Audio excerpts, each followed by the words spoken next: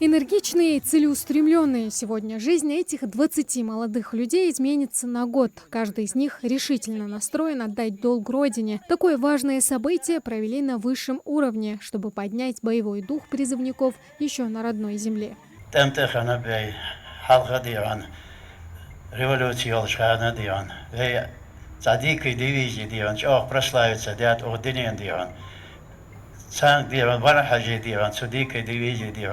Служба диван, декалита шой диван, хакимыш кла духаш диван, харцу малели эсдел дахухла шой. Здесь не просто отправляют новобранцев на службу вооруженные силы. Здесь провожают сыновей, братьев, друзей в новый ответственный этап жизни. Халид Дарсигов будет служить в одном из подразделений военно-космических войск. Юноша решил пойти по стопам отца и дяди, которые тоже отслужили в армии. Давно хотел отправиться в армию, сейчас 23 года, а так еще...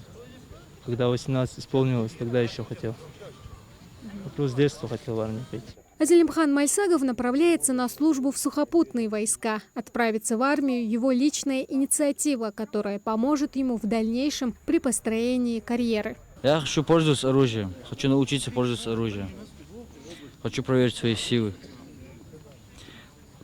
свою выносливость посмотреть. В будущем я планирую пойти в МВД, можно сказать, мечта там. Все новобранцы прошли медкомиссию, посетили окулиста, стоматолога, хирурга, терапевта, невролога, психиатра, лор-врача и получили заключение о годности к службе. На сборном пункте призывники получили все самое необходимое. Это стандартный вещмешок российского призывника. В нем все то, что нужно на зимний период. Дополнительная утепленная форма, берцы, перчатки. Все это защищает от ветра и влаги, сохраняет тепло. Этот комплект позволит с комфортом нести службу даже при отрицательных температурах.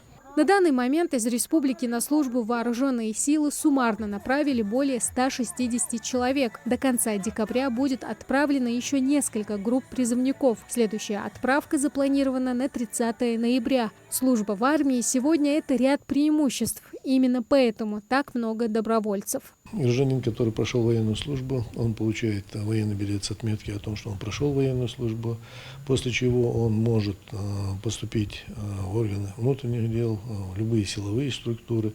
То есть, опять же, там при наборе граждан на службу к себе все смотрят, проходил гражданин военную службу или нет. Служить юноши будут в Подмосковье в разных населенных пунктах. Все необходимые условия для дороги созданы. Каждый новобранец будет обеспечен сухпайками. Добираться до Москвы будут поездом. Этот эшелон сначала будет распределяться в СРМП. СРМП – это сводная рота молодого пополнения. После того, как они пройдут первичную воинскую подготовку, их уже распределят в их воинские части для дальнейшего прохождения службы. Сначала они должны ознакомиться с азами. Моя задача, чтобы в первую очередь призывники доехали живые, здоровые, с ними ничего не случилось в дороге, чтобы у них остались только приятные впечатления от службы. Торжественная отправка призывников – это всегда смесь эмоций. Грусть близких сменяется гордостью, а тревога – радостью. Ведь впереди целый год, который без сомнения изменит каждого юношу, который решил выбрать путь мужества. Тамара Хшагульгова, Марьям Акиева, Мухаммад Яндиев, Магаз 24.